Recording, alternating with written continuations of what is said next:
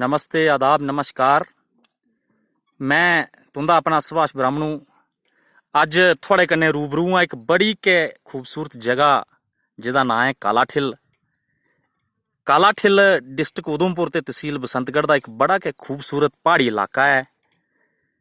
इस जगह उपर मैं थुआढ़े कन्नै लाइव हाँ। अज इत्थे अस अपने school government middle school Dharamlal दी पिकनिक लेइयै आए दे हाँ ते बच्चे कन्नै भी तुसें गी रूबरू करांग। लेकिन पहले मैं तुसें गी दसना चाहां कि काला ठिल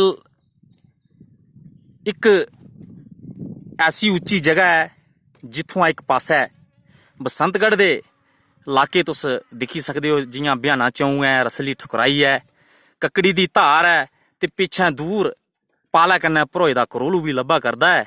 तां दूए पासै अगर नज़र दौड़ाचे तां सामना मंझ आरसी पीक, ओहदे कन्नै कन्नै जोफड़ दा पूरा इलाका ते दूर धुंधला धुंधला असें की दरिया उज्ज ते ओहदे कन्नै कन्नै उज्ज नदानी दा इलाका जेहड़ा है ओह लब्भा करदा है। इस खूबसूरत जगह दा अज थुआढ़े सामने government middle school Dharmal zone Dudu दे बच्चे इत्थे पिकनिक करन आए दे न ते बच्चें दी इच्छा है कि ओह तुसें गी किश सनाना चाहते हैं। चलो बच्चे कन्नै डायरैक्ट रूबरू होने आं। हां जी, तुस दस्सो जी, थुआढ़ा केह् नाम है? कुलवीर सिंह। कुलवीर सिंह जी, तुस केह्ड़ी क्लास च पढ़दे हो? Government middle school Dharmal. Class केह्ड़ी है? क्लास 7th क्लास च पढ़दे हो ते तुस गांदे हो? ते केह् सनागे अज तुस असें गी? डोगरी भजन। अच्छा, डोगरी भजन कुलवीर सिंह होर तुसें गी सुना करदे न। चलो थुआढ़े ते कुलवीर दे बिच ज़्यादा देर मैं होर ज़्यादा गल्लां नहीं करनियां न।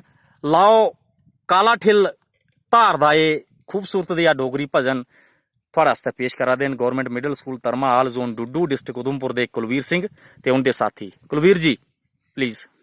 ओ बम्बोले भंडारी, ओ बाबा बम्बोले भंडारी, बम्बोले भंडारी, ओ बाबा बम्बोले भंडारी, बम्बोले भंडारी, ओ बाबा बम्बोले भंडारी, बम्बोले भंडारी, ओ बाबा बम्बोले भंडारी, बम्बोले भंडारी, ओ बाबा बम्बोले भंडारी, बम्बोले भंडारी, ओ बाबा बम्बोले भंडारी, बम्बोले भंडारी, ओ बाबा बम्बोले भंडारी।